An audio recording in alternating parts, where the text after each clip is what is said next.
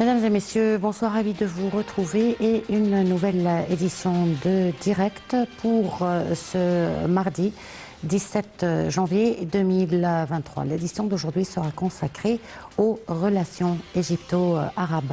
On va commencer par le président Abdel Fattah al-Sisi qui a réuni aujourd'hui lors d'un sommet tripartite au Caire le roi Abdullah II de Jordanie et le président palestinien Mahmoud Abbas. Les trois dirigeants ont examiné les derniers développements dans les territoires palestiniens occupés ainsi que la situation sur les scènes régionales et internationales. Les détails du communiqué final de ce sommet avec Perihan Farouk.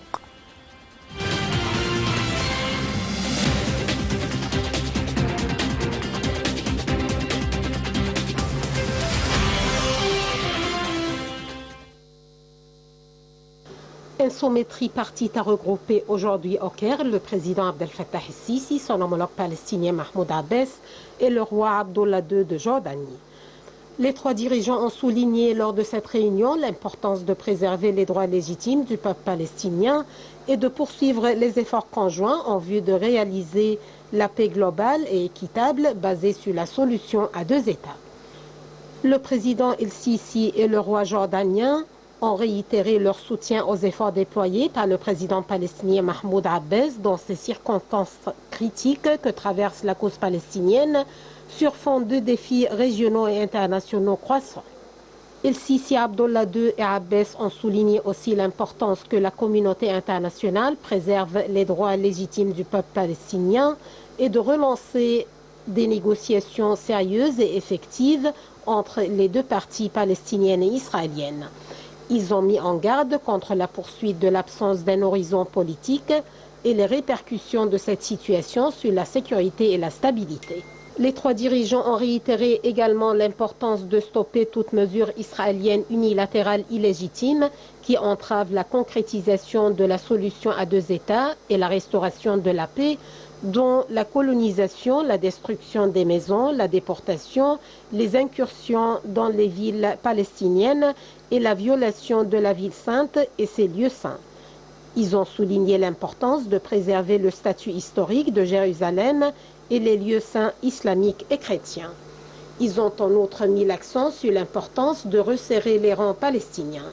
Le roi Abdullah et le président palestinien ont rendu hommage au rôle joué par l'Égypte en vue de préserver la trêve en mesure dans la bande de Gaza et de reconstruire ce secteur.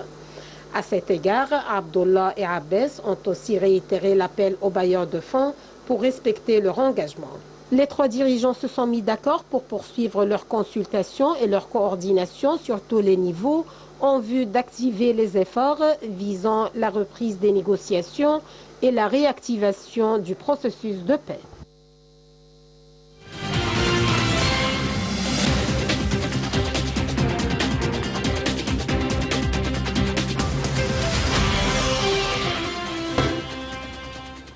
Et pour parler plus en détail de ce sommet tripartite qui a réuni l'Égypte, la Jordanie et la Palestine, nous avons en ligne Dr Shadine Al-Amesh, analyste politique. Bonsoir docteur. Bonsoir et merci de me contacter aujourd'hui pour parler de cette très importante sommet aujourd'hui.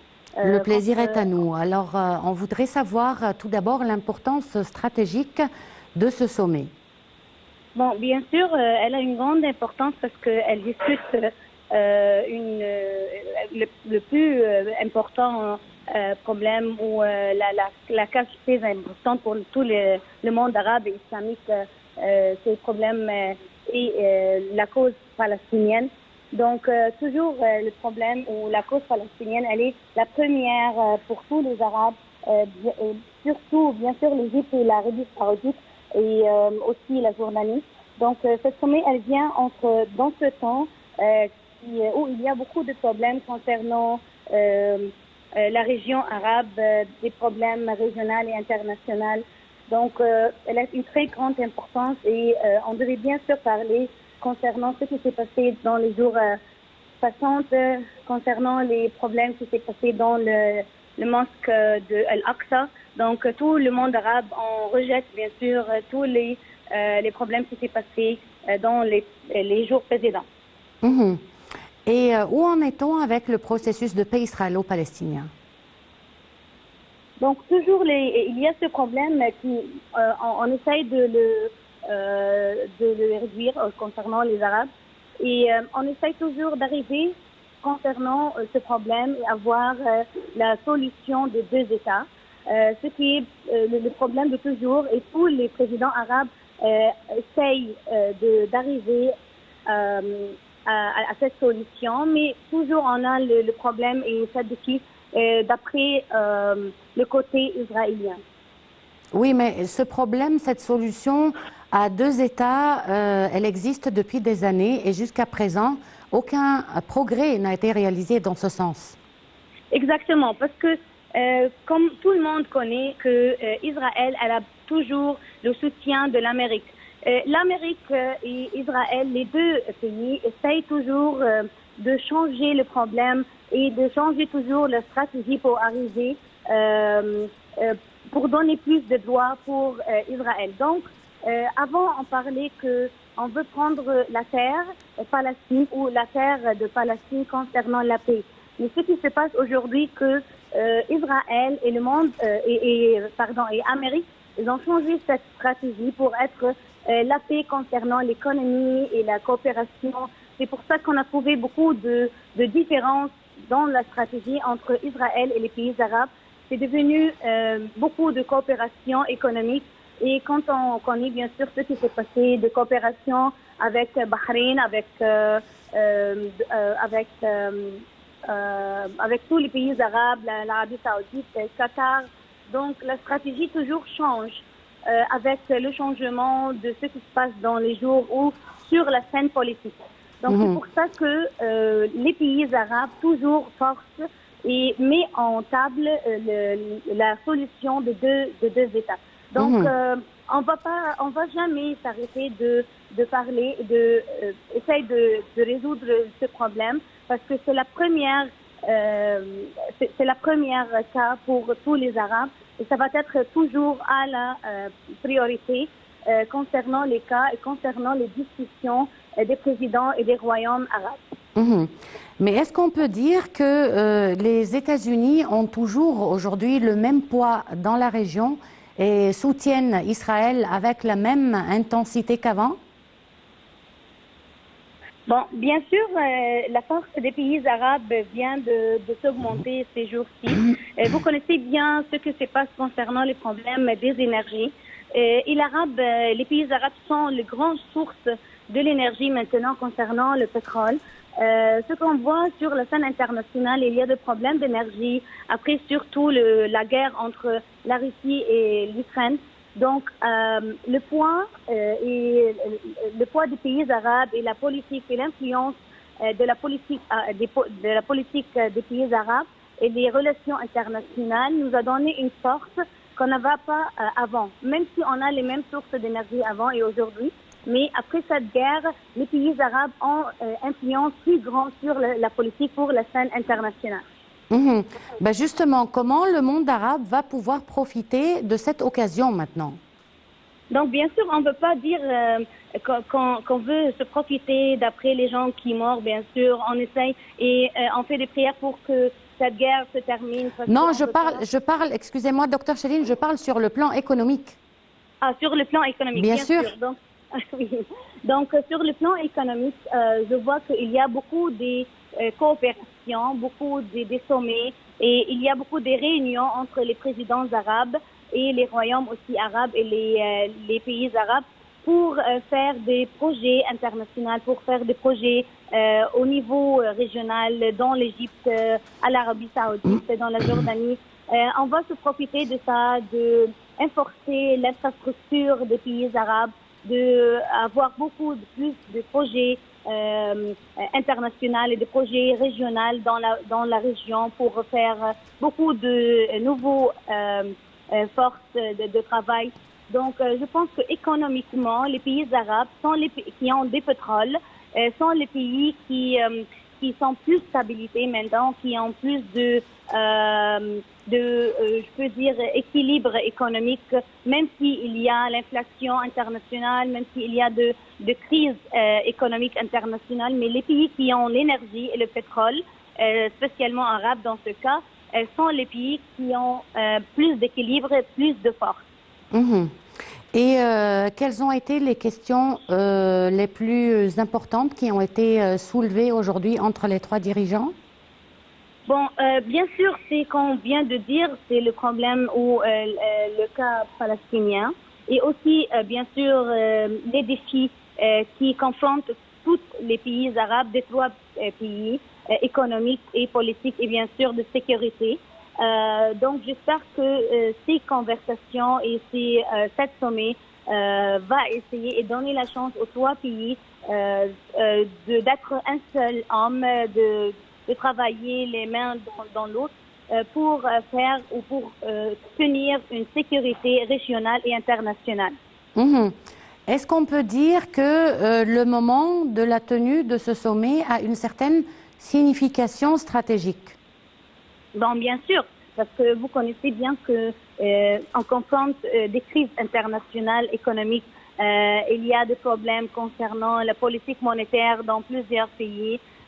Bien sûr que dans ce moment, il y a des problèmes de sécurité pour plusieurs pays concernant les pays arabes et internationalement. Donc, ce sommet, en ce moment-là, j'espère qu'on va sortir par des solutions qui peuvent tenir la sécurité régionale et internationale pour les pays arabes et pour les pays qui nous contournent. Ben justement, quelles sont les implications politiques et économiques de la guerre russo-ukrainienne sur le monde arabe? Bon, tout d'abord, bien sûr, on a besoin de voir les mêmes directions, les mêmes points de vue. Et j'espère que c'est ça ce qui se passe maintenant entre l'Égypte, Jordanie et l'Arabie saoudite et les autres pays arabes aussi concernant le problème. Deuxièmement, on met des stratégies, on met des plans qui peuvent nous donner la chance de sortir de ces problèmes et de confronter tous les défis qui sont les conséquences de cette guerre. Donc, économiquement, socialement, politiquement et aussi au niveau de sécurité. Il y aura des projets en commun, il y aura des projets sur le niveau régional et sur le niveau aussi national pour tous les pays. Donc, on a besoin d'avoir